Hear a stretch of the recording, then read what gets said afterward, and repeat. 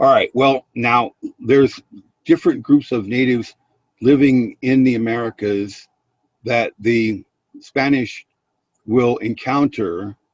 As I already mentioned to you, the Spanish encountered the natives in the Caribbean first, who were a subsistence economy, and then later uh, they encountered the Mayans first, but their main uh,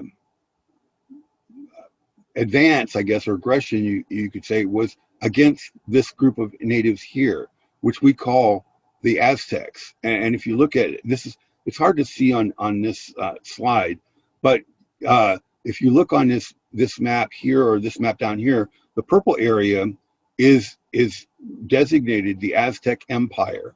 All right. Well, that's a misnomer in many different ways. Okay, so the first thing is that the group that is dominant in this area are called Mexica, and that's where we get the word Mexico.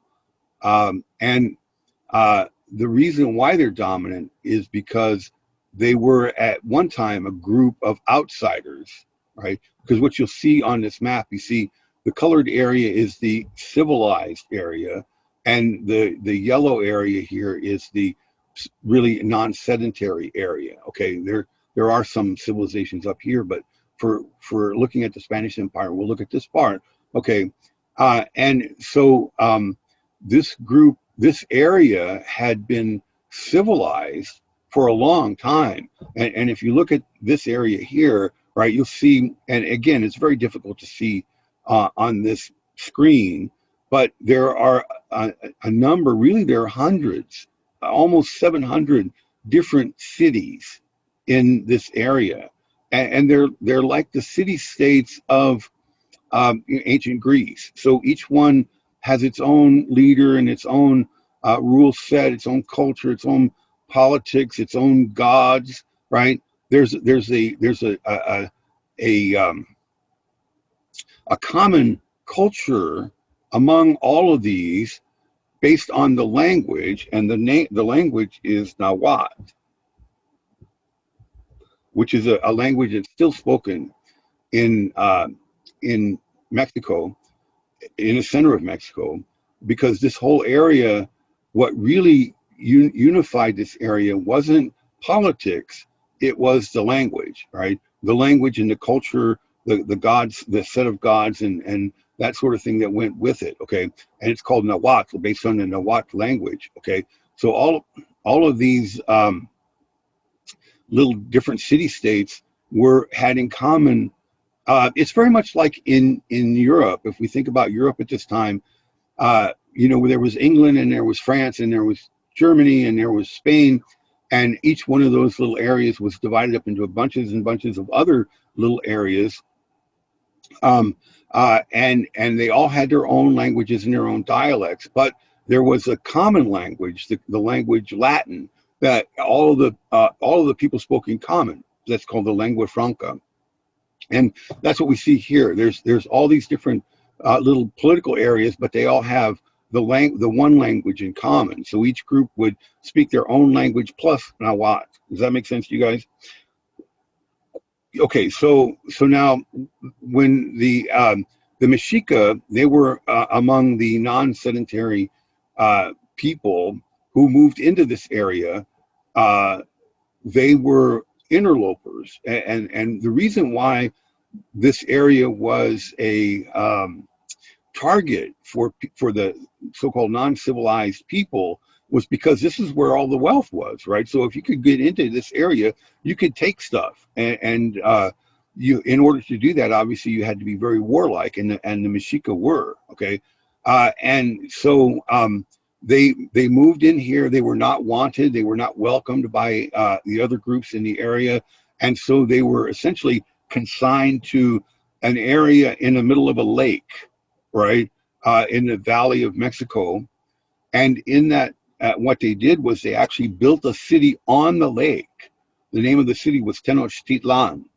And the center of Tenochtitlan is where the center of Mexico City is today, right? So that whole area in the center of Mexico. I don't know if you guys have ever been to Mexico City, but there's an area called the Zocalo, which is a square, a great square in the middle of the city that was underwater originally. And there's actually if you're down there, they have a pole outside the National Cathedral that shows where the water level was. So all that was underwater, but the natives built that up. The Mexica built that up, and then being very warlike, they became dominant in among the Nahuatl by uh, not by creating a land empire like we would think of it. It's like, for example, in the Roman Empire, they at the height of the Roman Empire, they built a wall, and they said, okay, everything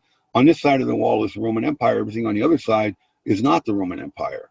Uh, Instead of that, what the Mexica did was they uh, essentially were shakedown artists. They would go to the different cities with their armies, and they would say, okay, let's make a deal. You pay up, and we won't kill you, right? Essentially, right? And so what would happen would be then that they would subdue a city by demanding tribute, and then if the city agreed to pay the tribute, then they would be left alone except for collection of the tribute. And the tribute would be like turquoise and cacao beans and uh, gold and things like that. But the main point here is that as long as they paid up, they were free to do whatever they wanted. So they didn't have a sense of a unified nation. They didn't really owe allegiance to the Mexica.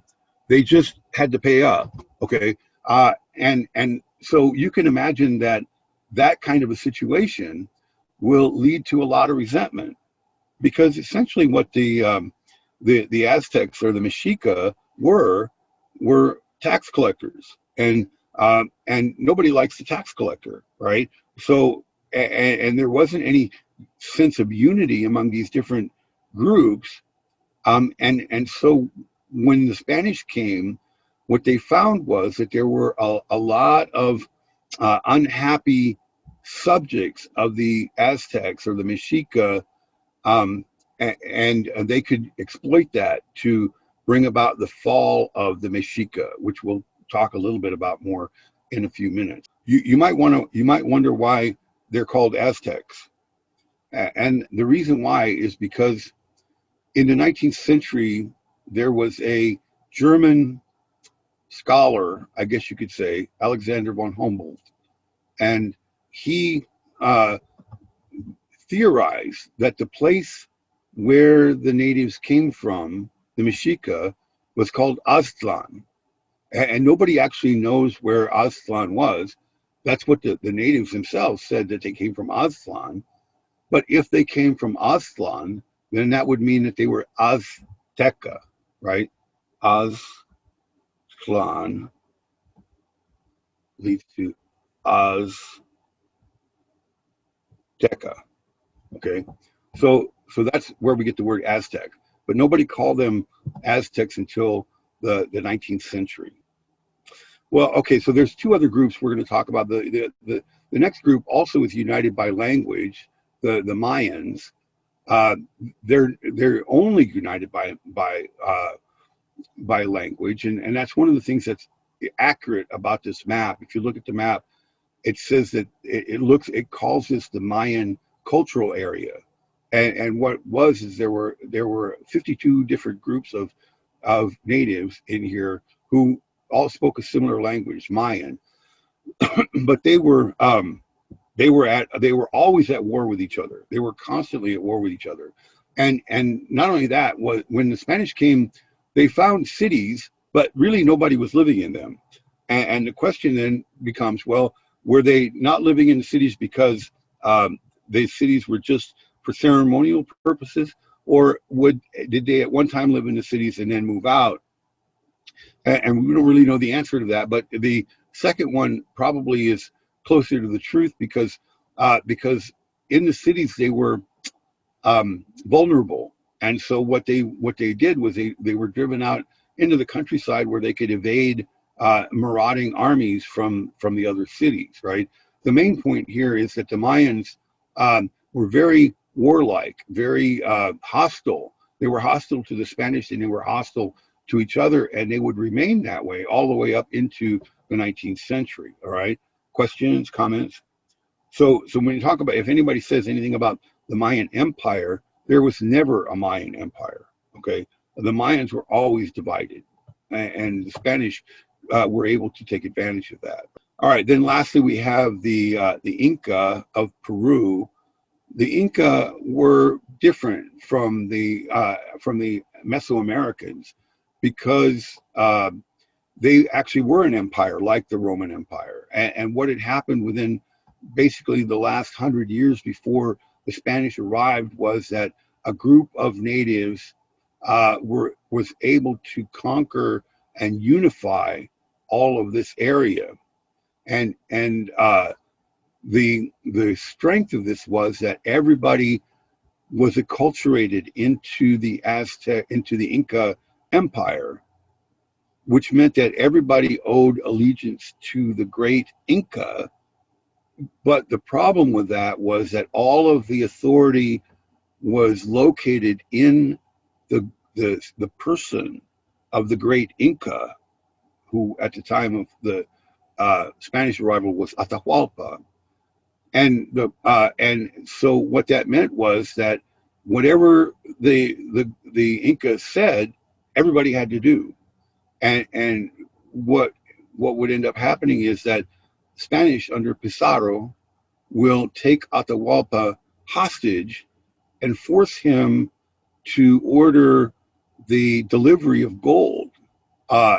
And that's going to be essentially, because they control the authority, they are able to control the empire. And so this mighty, huge empire essentially will fall under the dominion of the Spanish because they were able to take away the leader. All right, so this is what we see the Spanish encountering when they come to America.